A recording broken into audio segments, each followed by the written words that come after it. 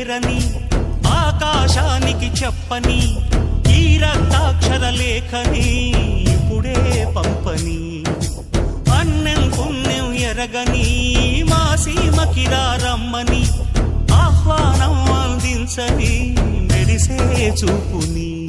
తొలగింది ముప్పు అని నీలి మప్పు మనసారా నవ్వని చిరుజల్లు ముంపు మన ముంగిలంత ముత్యాలే చల్లని ఆశా సుగంధమైనే